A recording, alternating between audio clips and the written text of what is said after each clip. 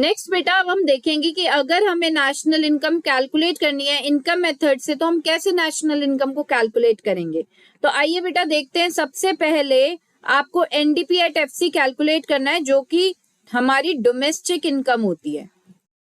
तो बेटा NDP at FC को कैलकुलेट करने के लिए आपको फॉर्मूला कौन सा लगाना है, NDP at FC is equal to compensation of employees plus operating surplus plus mixed income of self employed. उसके बाद आपको क्या करना है, एनडीपी एट एफसी में बेटा एनएफआईए को ऐड करना है to get NNP at FC. तो आइए बेटा एक सिंपल सा क्वेश्चन है ये हमारे सामने। नेशनल इनकम हमें कैलकुलेट करनी है। कॉम्पनसेशन ऑफ एम्प्लॉइज गिवन है 50,000, ऑपरेटिंग सरप्लस गिवन है 20,000, mixed income of self employed given है 10,000, एनएफआईए गिवन है 5,000। तो सबसे पहले बेटा हम कैलकुलेट करेंगे NDP at FC which is equal to COE यानी कि compensation of employees plus operating surplus plus mixed income of self-employed. So compensation of employees 50,000, operating surplus is 20,000 is given in the question and mixed income is beta 10,000. So we get 80,000 as domestic income. NDP at FC is 80,000. Now beta we will calculate NNP at FC using the formula NNP at FC is equal to NDP at FC plus NFIA। So 80,000 plus NFIA 5,000 हमें given है। सो 80,000 में 5,000 add कर दिया बेटा, 85,000 is the national income. Next बेटा अब आपको income method को करते टाइम कौन सी चीजों का ध्यान रखना है बच्चे, कॉम्पनसेशन ऑफ एम्प्लॉइज का अदर नेम है बेटा इमोल्यूमेंट्स ऑफ एम्प्लॉइज। यस बेटा आपको क्वेश्चन में कॉम्पनसेशन ऑफ एम्प्लॉइज की जगह क्या गिवन हो सकता है, इमोल्यूमेंट्स ऑफ एम्प्लॉइज। दूसरी बात, क्या मैम ये हमेशा क्वेश्चन में हमें डायरेक्टली गिवन होते हैं? नो बेटा, ये आपको इनडायरेक्टली गिवन भी होते हैं। तो आपको इमोल्यूमेंट्स ऑफ एम्प्लॉइज या कॉम्पनसेशन ऑफ एम्प्लॉइज कैसे कैलकुलेट करना होता है, उसका फॉर्मूला है compensation of employees is equal to wages and salaries in cash plus wages and salaries in kind plus employers contribution to social security schemes। मतलब बेटा ये तीनों चीजें आपको ऐड करनी होंगी तो आपके पास क्या आएगा, compensation of employees. I repeat, कौन सी तीन चीजें ऐड करनी है बेटा, number 1 wages and salaries in cash, number 2 wages and salaries in kind, number 3 employers contribution to social security schemes.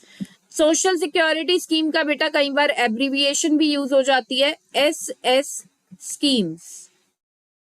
और आपको बेटा यहाँ पे ध्यान रखना है ये एम्प्लॉयर्स कंट्रीब्यूशन है, एम्प्लॉय वाला आपको नहीं लेना है। आपको कौन सा लेना है, एम्प्लॉयर, EMPLOYER वाला, एम्प्लॉयर वाला। एम्प्लॉय वाला हमें नहीं लेना है। कई बार क्वेश्चन में आपको दोनों गिवन होते हैं तो आपको employees contribution to social security schemes बेटा वो वाला इग्नोर करना है। और जरूरी नहीं है बच्चे wages and salaries in cash भी दे रखा हो, काइंड भी दे रखा हो। अगर इन दोनों में से कोई एक, कई बार सिंपल एक भी गिवन होता है, यू वेजेस एंड सैलरीज। कई बार एम्प्लॉयर्स कंट्रीब्यूशन टू ऐसे स्कीम होता ही नहीं है क्वेश्चन में तो उसे 0 ले लेंगे। लेकिन जब भी आप फॉर्मूला कहीं पर यूज करोगे बेटा कॉम्पनसेशन ऑफ एम्प्लॉइज का, आप करोगे ये तीनों के तीनों कॉम्पोनेंट्स जरूर उसके ऐड करोगे। जो नहीं दे रखा कंपोनेंट, इन तीनों में से कोई एक आधा नहीं दे रखा, टेक इट 0। नेक्स्ट बेटा operating surplus. Operating surplus in most of the questions बेटा आपको कैलकुलेट करना होगा। और कैसे कैलकुलेट करोगे आप, rent plus interest plus profit plus royalty. बेटा रेंट, इंटरेस्ट, रॉयल्टी ये अगर गिवन होंगे तो डायरेक्टली गिवन होंगे। मैं 3 के बारे में बात कर रही हूँ, रेंट, इंटरेस्ट, रॉयल्टी।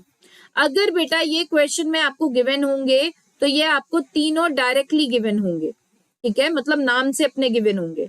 लेकिन प्रॉफिट एक ऐसी चीज है ये आपको इनडायरेक्टली भी गिवन हो सकता है। प्रॉफिट बेटा कैसे कैलकुलेट करना है, प्रॉफिट आपको कैलकुलेट करना है ये 3 चीजें ऐड करके, डिविडेंड प्लस प्रॉफिट टैक्स या कॉर्पोरेट टैक्स एक ही बात है, या डिविडेंड टैक्स एक ही बात है, प्लस अनडिस्ट्रीब्यूटेड प्रॉफिट्स या जिसे हम रिटेन्ड अर्निंग्स भी बोलते हैं बेटा। या कई बार क्वेश्चंस में इसकी जगह पे आपको क्या दे रखा होता है, savings of private corporate sector. तो ये तीनों चीजें आप ऐड कर दोगे तो आपके पास क्या आ जाएगा, प्रॉफिट आ जाएगा।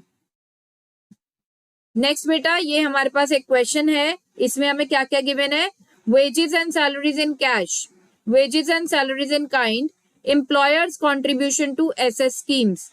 देखो बेटा यहाँ पर कॉम्पनसेशन ऑफ एम्प्लॉइज आपको डायरेक्टली गिवन नहीं है, आपको क्या करना होगा, उसके 3 कंपोनेंट्स दे दिए गए हैं कॉम्पनसेशन ऑफ एम्प्लॉइज के, आपको इन तीनों को ऐड करना होगा तो आपके पास क्या आ जाएगा, कॉम्पनसेशन ऑफ एम्प्लॉइज आ जाएगा। नेक्स्ट बेटा rent interest royalty, operating surplus भी नहीं गिवन है डायरेक्टली, है ना। So rent interest royalty plus profit हम क्या कर देंगे, ऐड कर देंगे to get the operating surplus. But profit भी यहाँ पर क्वेश्चन में डायरेक्टली गिवन नहीं है, और हमें पता है प्रॉफिट कैसे निकालते हैं बेटा, प्रॉफिट के भी 3 कंपोनेंट्स यहाँ पे गिवन है, dividend plus corporate tax plus undistributed profits. तो निकाल लेंगे यहाँ पे प्रॉफिट। और आपको क्या गिवन है बेटा, मिक्स्ड इनकम गिवन है, NFIA गिवन है। हाँ, यहाँ पर मैं आपको एक और चीज बताना चाहूंगी, जरूरी नहीं है क्वेश्चंस में हमेशा मिक्स्ड इनकम गिवन हो, अगर मिक्स्ड इनकम गिवन नहीं होती है तो आप उसे 0 मानकर आगे बढ़ेंगे। तो आइए देखते हैं बेटा ये क्वेश्चन कैसे करेंगे हम। सबसे पहले हम कैलकुलेट करेंगे compensation of employees, and the formula to calculate compensation of employees is wages and salaries in cash plus wages and salaries in kind plus employers contribution to SS schemes. तो बेटा हमने वैल्यूज पुट कर दिया है 50,000, 20,000, 10,000, तो हमारे पास क्या आ गया, कॉम्पनसेशन ऑफ एम्प्लॉइज 80,000। हम कॉम्पनसेशन ऑफ एम्प्लॉइज क्यों निकाल रहे हैं, क्योंकि हमें कैलकुलेट करना है बेटा NDP एट FC, और उसके लिए हमें कॉम्पनसेशन ऑफ एम्प्लॉइज चाहिए। नेक्स्ट बेटा प्रॉफिट भी हम कैलकुलेट कर लेंगे, यहाँ पर dividend plus corporate tax plus undistributed profits करके, ये वैल्यूज हमें सारी गिवन है, हमने सब्सटीट्यूट कर दी, तो प्रॉफिट कितना आ गया, प्रॉफिट आ गया बेटा 6,000। नेक्स्ट अब ऑपरेटिंग सरप्लस चाहिए, ऑपरेटिंग सरप्लस कैसे निकालते हैं, rent interest royalty plus profit. So rent interest and royalty आपको क्वेश्चन में दे रखा है 5,000, प्रॉफिट हमने कैलकुलेट कर लिया है ऑलरेडी, वो क्या है 6,000। तो हमारा ऑपरेटिंग सरप्लस कितना आ गया बेटा, ऑपरेटिंग सरप्लस आ गया 11,000। नेक्स्ट बेटा NDP एट FC का फॉर्मूला लगाएंगे। अब इसी के लिए हमें चाहिए था ना compensation of employees and operating surplus, जो कि हमने कैलकुलेट कर लिया already. So compensation of employees plus operating surplus plus mixed income. Compensation of employees हमने कैलकुलेट किया है अभी 80,000, ऑपरेटिंग सरप्लस भी कैलकुलेट कर चुके हैं 11,000, मिक्स्ड इनकम बेटा क्वेश्चन में गिवन है 4,000। सो NDP एट FC कितना आ गया 95,000। अब हमें क्या कैलकुलेट करना है, अब हमें कैलकुलेट करना है NNP एट FC। सो NDP एट FC में हम क्या कर देंगे, ऐड कर देंगे NFIA। So 95,000 plus 6,000 which is 1,01,000। तो यहाँ पर हमारी नेशनल इनकम कितनी आ चुकी है बेटा, 1,01,000। तो आई होप आपको इनकम मेथड क्लियर हो गया होगा।